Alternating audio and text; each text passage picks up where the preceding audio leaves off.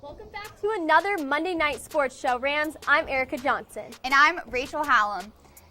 Tonight on CTV Sports, we recap CSU football's crushing defeat to Boise State last Thursday night and how Rams athletics fared on National Signing Day. Bird's Eye View previews the rapidly approaching season for the CSU men's hoops team. And as always, we have our CTV Sports Pick'em Challenge to find out which anchor ends this semester as Pick'em Champ. Make sure to stick around because all of this and more is on CTV Sports starting right now.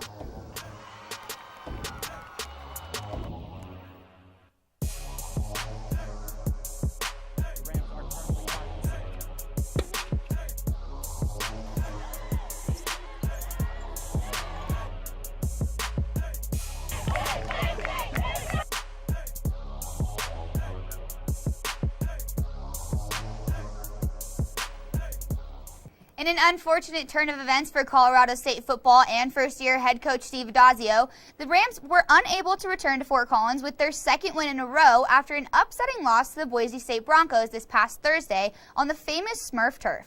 After a blowout loss first quarter, the Broncos maintained a steady lead throughout the entirety of the game, and great special teams play was what the Broncos had to thank for their dominant win.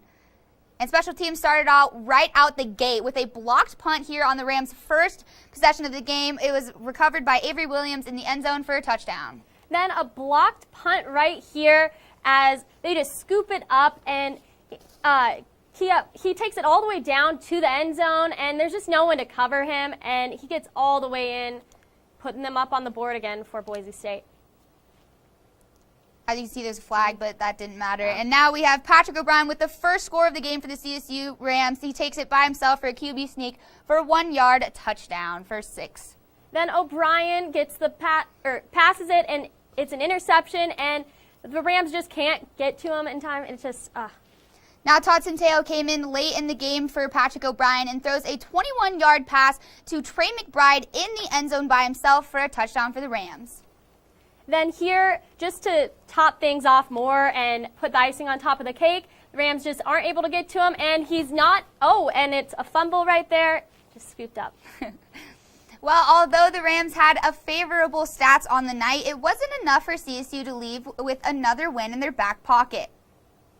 CSU left Boise with 315 total yards on offense, while the Broncos only put up 291 on the night. Quarterback Patrick O'Brien left with only 9 of 20 passes for 140 yards, his own rushing touchdown, and 1 interception. Now looking at the other side of the coin, Boise State quarterback Hank Backmeyer had a clean outing, going home with 16 of 28 passes completed for 202 yards and a touchdown, along with 0 turnovers. And finally, star tight end Trey McBride hauled in 4 catches for 48 yards, including a 21-yard touchdown from backup Todd Centeo. But again, the star of the Boise State dominates performance was, of course, their special teams unit with 2 blocked punts, 1 return for a touchdown, and a 91-yard score off of a blocked field goal late in the first quarter. With the loss, the Rams moved to 1-2 on the season, while the Broncos moved to 3-1, rebounding from their loss to BYU the week prior. Even with the disappointment of fresh in their minds, CSU must now shift their focus onto the winless UNLV Rebels, who come to town this Saturday to take on the Rams at Canvas Stadium. Well, it was definitely a devastating loss for the Rams. I mean, they just come off that big win against Wyoming, and like we said, their special teams was really lacking in that game, so that's something they need to improve drastically if they want to continue to keep getting some wins. Absolutely. Yeah, it was just very hard to watch, and there's just a lot of things with offense and defense, too, a lot of flukes and everything, so they just really got to focus. Just all across the board, really. Yeah. Oh, yes. All right, well, in other CSU athletics news, November 11th marked National Signing Day amongst prospective collegiate athletes across the nation. And CSU didn't hesitate in signing many new recruits, including women's volleyball and men's and women's basketball. Starting things off with volleyball, head coach Tom Hilbert added a pair of student athletes to his 2020-2021 squad. First up is new outside hitter Maddie McCormick from Crystal Lake, Illinois. The Midwest athlete played at Crystal Lake Central and has earned All-Conference, All-Area First Team, and AAU All-American Open honors during her prep years. Along with the outside hitter, CSU welcomes defensive specialist Kate Yoshimoto, coming all the way from the Hawaiian Islands. Yoshimoto attended Punahou School, where she was named team MVP following last year's campaign. Now moving to the basketball realm, the men's basketball team also signed 2 newcomers of their own, this time a pair of Jalens. To start things off, we have Jalen Lake from Waxahachie, Texas. The 6'4", 185-pound guard was a 3-star prospect by 24/7 Sports, ranked as one of the top 50 shooting guards in the nation and the 12th best player in Texas. Lake averaged 14 points and 3 assists per game as a junior in high school, earning District 7-6A and second-team All-Ellis County honors. Now, on to the other Jalen Scott. The 6'3", 180-pound guard from Surprise, Arizona is a 3-star recruit according to 24/7 Sports as the number 11 recruit out of Arizona and the 38th best point guard in the nation.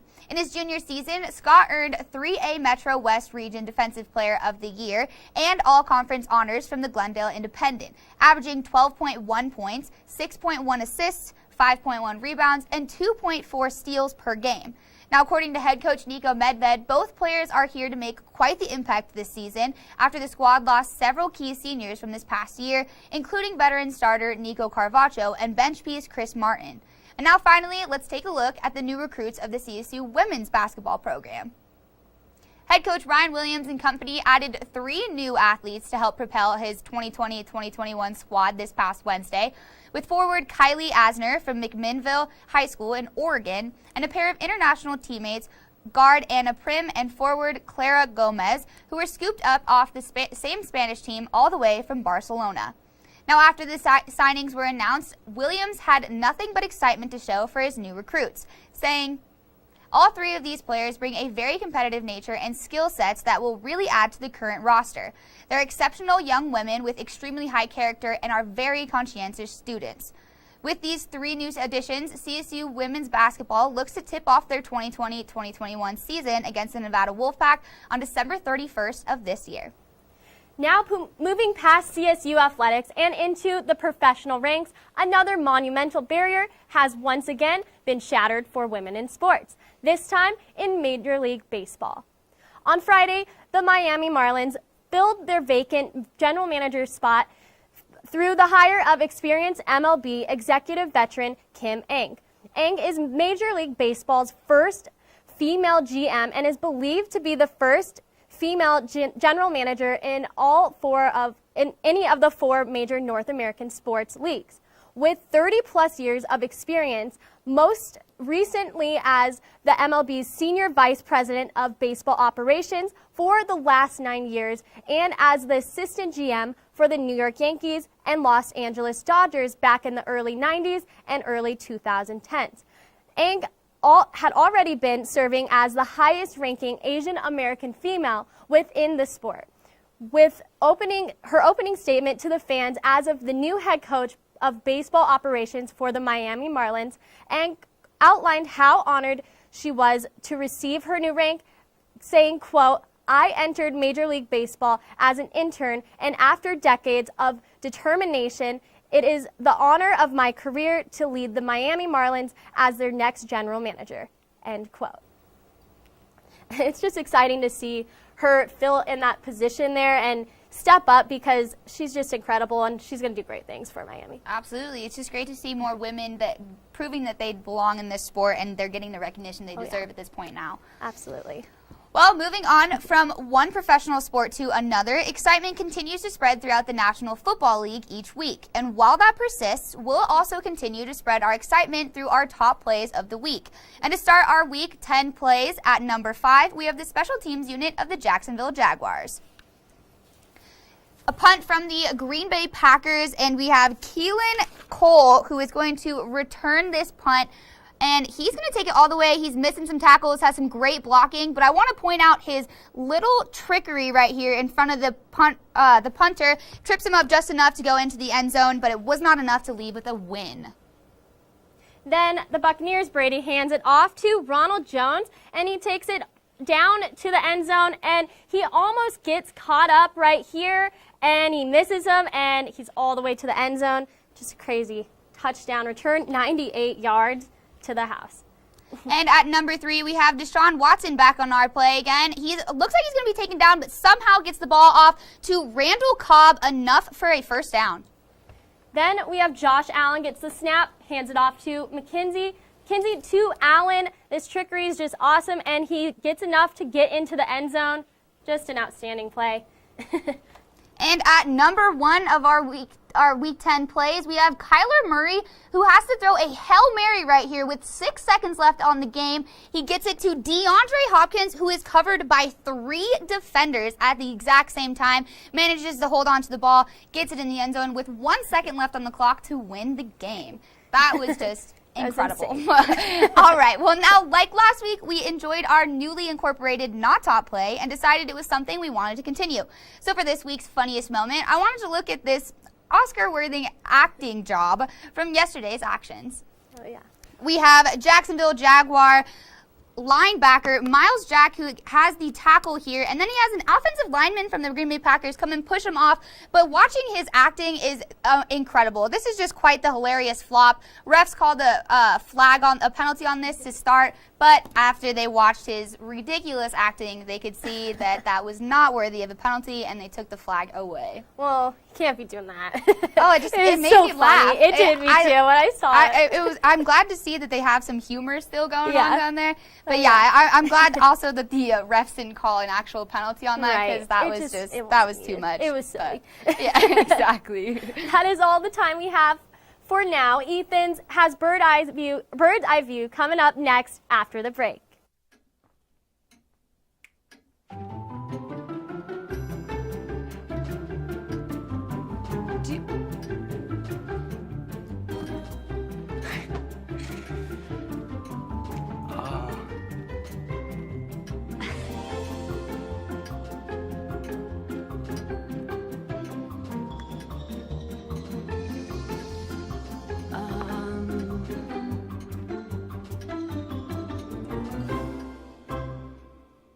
Listen, you're my friend. I noticed you haven't really been yourself recently.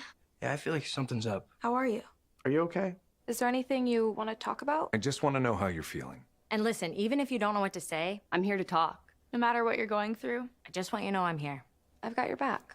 when you want to talk, I'm here.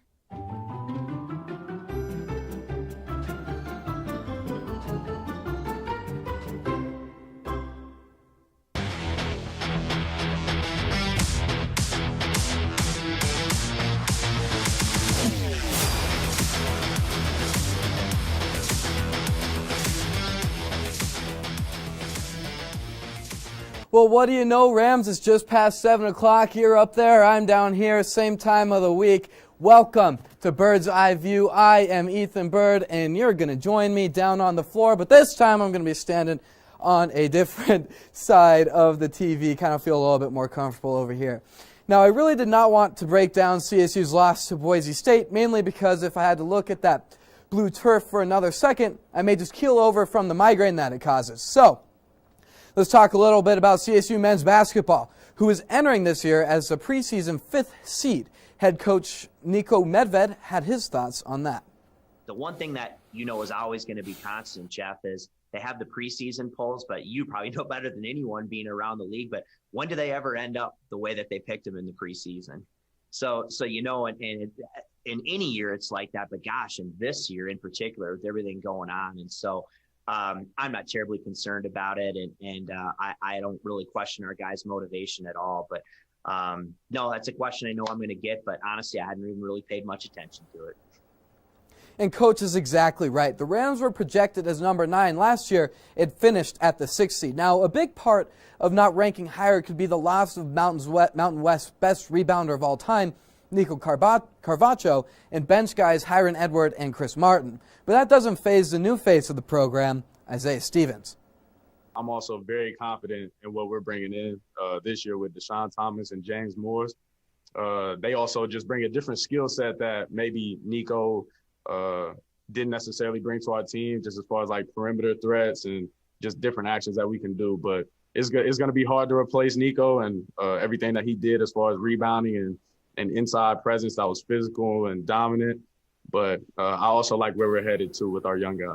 Now, the Rams are entering a bit of a prove-it season after their first 20-win season since 2016-2017. Now, these are my 3 key players to make this season another success for the Rams. And at number 3, junior guard Kendall Moore. As the most tenured guard on this young team, it will be up to Kendall Moore to lead the young scorers. But what I think will be most intriguing will be his role on the team. With young sharpshooter Isaiah Rivera gunning for a starting role, Moore may just become the 6th man that the Rams so desperately need. Hiron Edwards and Chris Martin were good, but Kendall is one of the best defenders on this team and can be explosive from the 3-point line. And you'll have a hard time finding anyone who plays as hard as this guy, setting him up for what could be a Lou Will type season. Now coming in at number 2, my personal favorite athlete to watch at CSU, 6'5", all-court threat David Roddy. The sophomore had an impressive freshman season, playing in all 32 games and starting in 19 of them. Roddy's 11.4 points per game and 5.6 rebounds per game were impressive. Now that rebounding number will have to improve to make up for the void left by Nico Carvacho.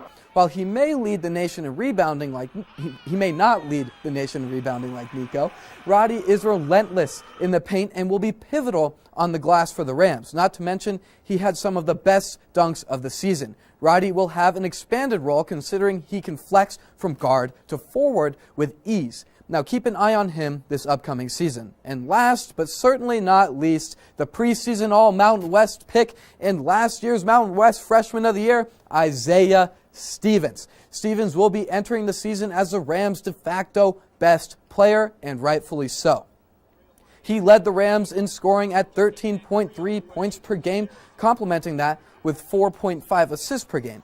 He also shot 30% from 3 and the team best 81.6% from the free throw line. Sorry, that's a lot of numbers. Now let me remind you, this guy was a freaking freshman, for goodness sake. And Stevens is a talented shooter and ball handler with some of the best eyes on the floor. Now, I would not be surprised if he contends for Mountain West Player of the Year for the rest of his tenure with the Rams. I mean, Coach Medved said it best last year. This guy just has it. Now, I could not go this week without another play breakdown because I had just so much fun last week. And since we are speaking about Isaiah Stevens, let's take a look at his game winner against Nevada last year. CSU basketball's best play of the whole season. Now, here's the situation that we're at. Rams down by 1. 4 seconds left. It's about a second per dribble. Isaiah takes 3, but he hits a step back, and this Nevada defender is just about to leave the frame, and that's a beautiful step back. Someone call the ankles ambulance. That is a 2-pointer to go ahead. The fans are going to rush the court, and everybody's happy. Everybody's happy for one of the last pieces of Moby Madness before the pandemic, something that we can all cherish. Now, unfortunately, this may just be the last installment of Bird's Eye View, which is pretty crummy. But in the spirit of the season, I am deeply grateful. I get to tell some hard, important, and beautiful stories on this segment, and it has become a part of me and something that I will cherish for the rest of my career. It would not be possible without all of you. Thank you all for being such a part of this huge blessing, and thank you to my whole CTV family who make this happen. It would not be even close to possible without all of y'all. Now, this is all the time that I have for tonight. Have a great Thanksgiving, Rams. The CTV Pick'em Challenge is up next. I'm Ethan Bird. So there you are, shuffling through a stack of resumes, and you come to mine. This is it. First impression. My way in. But here's the thing. Can my resume show you how I truly stand out? Can one piece of paper really tell you my whole story? Like that I was studying, going to night school while working 2 jobs just to help my parents pay for groceries. Or how anytime there was an opportunity, I was the first one to step up. Because I wasn't gonna let my life, my circumstances dictate who I was gonna become. And all of that determination, the commitment, the drive, that's me. And that's something you just can't put on paper. Look beyond the resume and discover new ways to develop great talent like me. Welcome back from the break and to the CTV Sports Pick'em Challenge. In the final week, Erica leads me at 7-5 to my 6-6. All right, well, anyway, we'll move on from that and keep... Oh, okay, we don't need to get into that yet. All right, this week could decide it all. So without further ado, our first game is the Colts and the Packers. Both teams lead their respective divisions, but it is a must-win for the Colts with the Titans nipping at their heels. Who do you got in this one, Erica? I'm going with the Packers. I think that the Packers they have the ability offensively, and I think this is going to be a pretty tough game. This game will keep the Packers on their toes because it's just such a good matchup. And I know that, I definitely know that Aaron Rodgers is definitely going to be a key factor for that offense and scoring those points, outscoring opponents by an average of 12.75 per game. It's just insane. And I think just last time, though, with the Bears, their last game against the Bears, that was another game that I thought was really good for the Packers, and I think that the Ravens is going to be a pretty even match as well. And I just think that if they can really figure it out on their defense and holding them, I think that it's going to be really good for the Packers. Okay. I'm going to admit, at first I was definitely going to go with the Packers, but I changed my mind, and I think that is because I'm going to literally make fun of myself for last week after I already ripped into Phillip Rivers about how I thought he was not doing so hot, and honestly I was a little more than uncomfortable with myself that I even said that kind of stuff. I'm sorry, Phillip Rivers, I never meant to say that about you. But honestly that seemed to backfire on me because I was so determined that they were going to lose to the Titans, and they proved that they can be in competition with these guys. I mean, they beat them 34-17 in their last game. So, and like I said, they've proved that they can shut down a top-tier offense with the Titans especially. They shut down Derrick Henry pretty well. Not perfect by any means, but still did really well, and they're a top 5 defense in the league. So that, I think, is what this game is going to come down to. The only thing is you talk about Aaron Rodgers, and that's who they're going up against now, and it's going to be tough for the Colts to hold him off, but I don't know. I think that if they can get to Aaron Rodgers and at least put some pressure on him in the pocket, he's definitely going to be having to tiptoe around all the time, and it's going to make a difference for them. And if you look at this play right now, their special teams and their defense, they're just on fire this season, and it continues to show throughout every week. The downfall, I think, for the Colts is going to be Phillip Rivers, and I'm kind of going back and forth with what I'm saying right now, and it's not really helping me, but Phillip Rivers is 1-3 starting against these Packers since he's been playing against them. But he's also averaging 372 yards in each of those games. So, I mean, if he can get the passing off and he's not having to scramble out of the pocket all the time, I think their offense could help out. Yeah, well, we'll see. It's going to be a tough one. Now on to our next game, the Titans and the Ravens. Who are you picking on this one? All right, this matchup is between some of the best rushing teams in the league. Could end up being the battle of the trenches. What is your pick, though? Okay, I stuck with the Titans last week, and it kind of was the downfall of me of that week, but I'm going to stick with them again this week because the Ravens really flopped against the Patriots this past week, and it wasn't their best showing. Mind you, the weather was pretty horrible for them, but these two quarterbacks, Jackson and Tannehill, they're both kind of average in this season right now. They're averaging the fewest passing yards per game as these two quarterbacks. Jackson only has about 208, and Tannehill is just above him with 216. And I think that is a big difference because of the fact that they have such key running backs. I mean, we talk about Derrick Henry all the freaking time. He's an absolute beast and just crushing players all the time.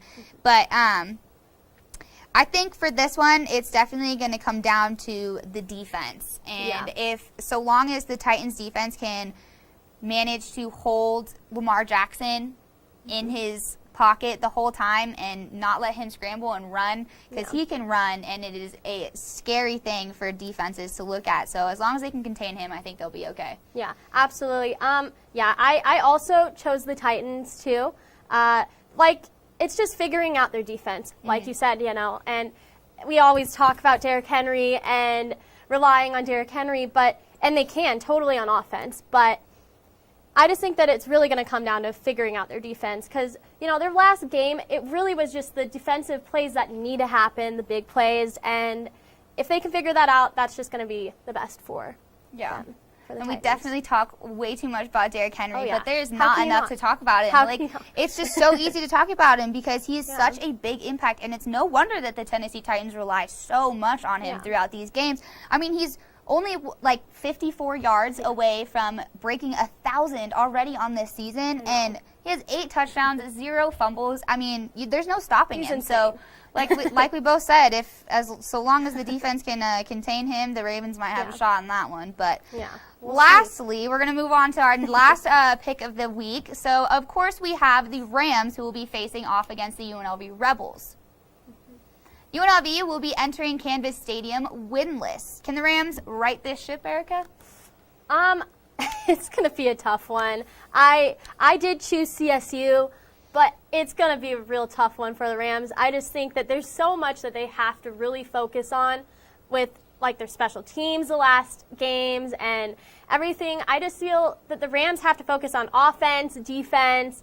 It's all over the place. So it's going to be a good match with UNLV, but I definitely think that, special teams just was so many flukes, so many bad things. And if they can really focus on, blocking and getting all those, in offense and defense, everything, and maybe consistency with offense, I think having either Patrick O'Brien or Centeio in, that's going to be a big thing too. Yeah, definitely.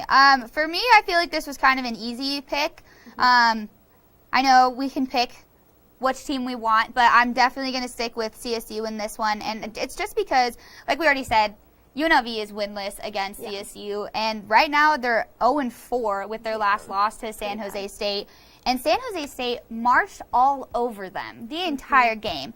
But like you said, I understand completely where you're coming from with the idea that special teams and defense and offense, just all around for the Rams, definitely needs to improve a little bit, especially after their last showing to Boise. But one of my favorite quotes is actually from a football movie, and it talks about the idea of quicksand. And that's literally what we're talking about with CSU. They had the one thing happen wrong with special teams, and then it's quicksand. It just keeps happening. No matter how hard you try to push yourself back up there, you're constantly falling down. And it was just bad play after bad play after bad play, and there was no recovering from that. So long as the Rams don't have their motivation kind of crushed within the first 2 minutes of the game, I think they're going to be okay against UNLV. Yeah, I think that it's going to be a good matchup. We'll see how the Rams really do in that. Well, Rams, that is all the time we have now for the final show of the season, but we will still be covering Rams athletics. Make sure to follow us on Twitter and Instagram at sports_CTV to stay updated. I'm Erica Johnson. And I'm Rachel Hallam. Thank you for tuning in every week. But Hunter Fillmore is not done yet. Catch him tomorrow night in Hunter's Hotspot. Have a great Thanksgiving, Rams.